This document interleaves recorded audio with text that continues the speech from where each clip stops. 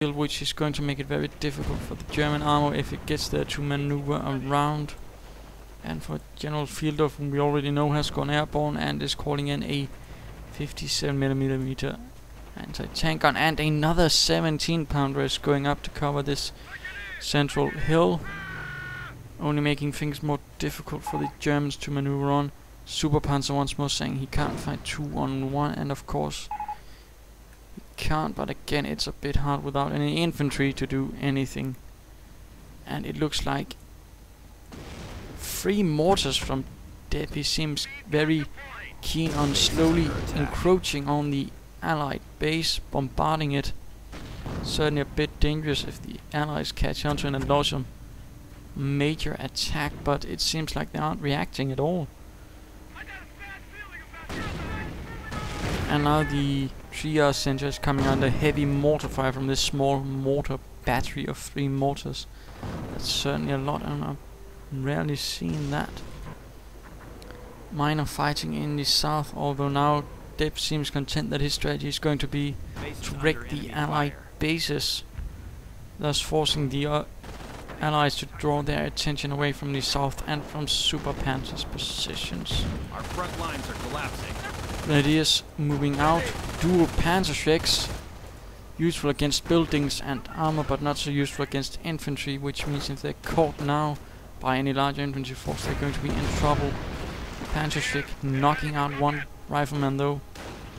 Jeep dashing towards the Grenadiers, but finding yourself a bit under fire. Pack standing by as well, opening fire on the headquarters. Jeep as well. Looks like the Americans are setting up a tank depot within the British territory. Another machine gun bunker is down. And Generalfingold has given up the fight, apparently deciding he can't win this. With a dual Panzerschreck team causing havoc within his own lines. Pack continuing to open fire, and Grenadiers rushing in as well. Seems like Fingold here made a bit of a mistake in routing all his forces down to the south, not having anything to hold up against Dep's forces. Weapons support center out, along with a Jeep Churchill being mobilized, a Churchill Mark IV with its 6-pounder gun. Although it should be noted that by Normandy they were equipped with a slightly larger gun, which was more capable of dealing with tanks. That might have been a bit too much. Churchill making a run for it under heavy pack fire and being hunted by numerous Panzerschreck equipped Grenadiers. Churchill knocked out. Currently the Churchills do have a bit of problem with Axis infantry, but with the next patch they will have some improved capabilities. Bren carrier dashing in between the lines. Flak 88 going up. This is not looking good for the Bren carrier though. Caught in between everything, and engine damage. And out of control, the Bren carrier crashes into the pack. The Allied situation is now a bit more bad, since now they've lost Generalfingold, who retreated, leaving only an AI sub-commander and not much to actually hold the line with. Headquarters going out now as well, preventing any doctrinal call-ins. Only thing really left is the barracks and the tank depot, although the barracks is quickly going to go down to combine anti-tank fire. And now the only thing really able to hold the line are the British, who themselves are suffering heavy artillery fire from Superpanzer's Nebelwerfers, having already knocked out a Bofors, and the recon section in this slit trench has been knocked out as well. Only thing left is a mortar emplacement and a 17-pounder gun, and some sappers down south. And while sappers certainly aren't bad infantry, actually, they aren't really front line and shouldn't be expected to hold it all by themselves.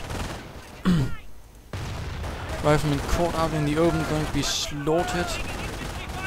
And indeed, and a few wounded it seems, but nothing major. Recon section making a charge, but going to get caught down because they don't have anything to support them and they're facing overwhelming firepower. American troops seizing the victory point, and the Allies do currently have the victory point advantage.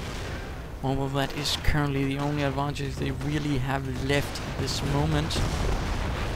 Everything else has more or less been lost to the Germans. Numerous Nebelwerfers creating their own little battery are holding behind the lines, continue bombarding this area, although not having much luck in dealing with this mortar emplacement. But has scorched the entire area around it pretty soundly.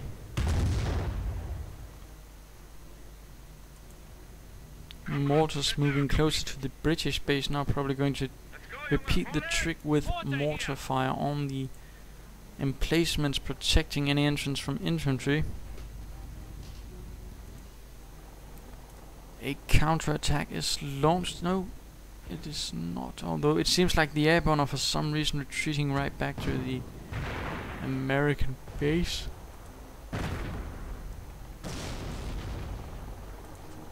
And we see a Sherman Crocodile out from the AA commander, currently not so good, but with the next patch, flamethrower vehicles and tanks will receive some improvement. Although not much this can do, and if it tries to move north, the Flak 88 will deal with it in short order. Airborne being cut to pieces.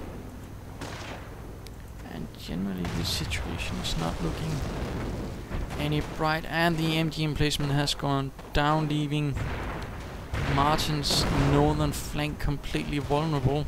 And he has actually nothing to actually hold it. Grenadiers storming ahead, knocking out the 17-pounder gun completely, and now they're going to deal with the mortar emplacement as well as a spec infantry section trying to hold. But being knocked out by Nebelwerfer fire, suffering very heavy casualties. In fact, almost the entire squad was killed by the rockets, and the last one was cut down by the grenadiers. Sappers and recon sections seemingly trying to do something up here, but not really achieving anything except dying horrifically. Another Churchill gun in this time, the AVRE, more specifically minded engineer vehicle meant to clear up obstacles and such, able to fire from very heavy charge 300mm if it can get close, very devastating. Although not doing anything because of the Flak's gun shield, although killing the crew of the nearby pack. It did not survive the encounter though, and it was not really a good exchange, I'd say. Further tanks, Crocodile still hanging around, not Firefly, that's the one equipped with the 17-pounder and British. No armor command going up for the British though. Not entirely sure what the AR's intention is. It seems to just move its units towards the destroyed HQ, but not doing anything with them. Now the Sherman is already down to half health from heavy fire from the anti-tank assets and completely wrecked quickly. And we see 4 Nebelwerfers. This seems a bit excessive, although again nothing the British player can really do at this moment, and I'd probably suggest him that he pulls out, since there's not a lot he is actually able of doing. Now the Grenadiers are moving in with the Panzerschrecks, opening fire on the Sherman Crocodile, knocking it out, and now heading towards the tank depot and headquarters. Panzerschrecks hitting away at the tank depot, causing some structural damage. M10 looking passive, not a lot it can do against the infantry except try to run it over. Although with this many Panzerschrecks it's not really recommendable.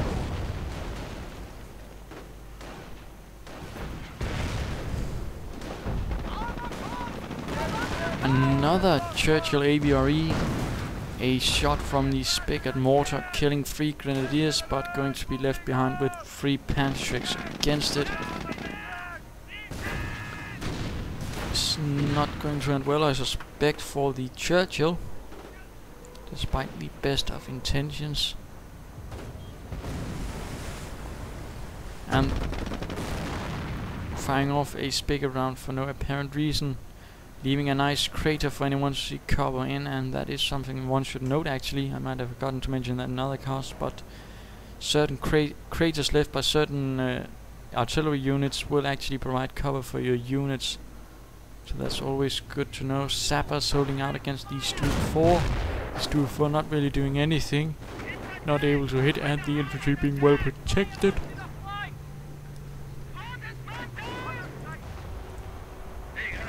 Pioneers with a recoilless rifle trying to deal with the Churchill, but no luck. M10 moving up as well. And not really a lot actually, it's gotten pretty quiet now.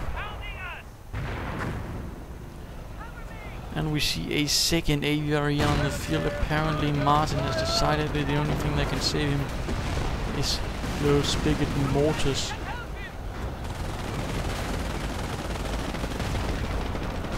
Another Churchill out. In fact, I do believe that is the 3rd Churchill got, and the other one was also blown to bits. So that's actually a lot of heavy losses. Oh, it's the 4th Churchill to be knocked out by the German anti-tank weaponry, and now hold all 3 victory points. And not a lot for Martin to do. Still, he's wasted most of his units in one way or the other. No infantry, no armor, no anything except those 2 trucks. And they're going to be picked apart as well unless they pull out.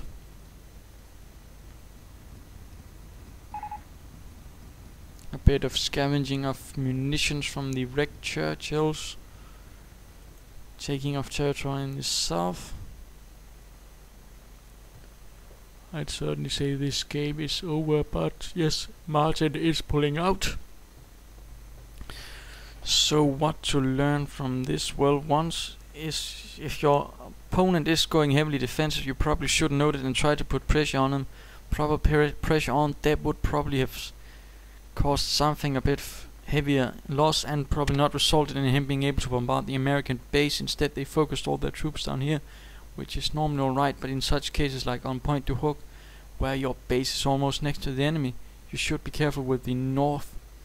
And of course have infantry. As you saw, Superpanzer was quite close to cracking under all the pressure, because Dep was unable to provide support for him. Also, of course, one shouldn't go heavily on the emplacements, since while they are handy, they can't again move. And if Martin perhaps had gone a bit more unit-wise heavy, for example, further infantry or some stewards, he might as well himself been able to do something. But I hope you enjoyed this cast, and if you did, why not subscribe? And this is Imperial Danes saying, Duffy, tie those fucking shoelaces. Oh wait, that's Conrad. Duffy's the one that keeps smoking near the fuel points.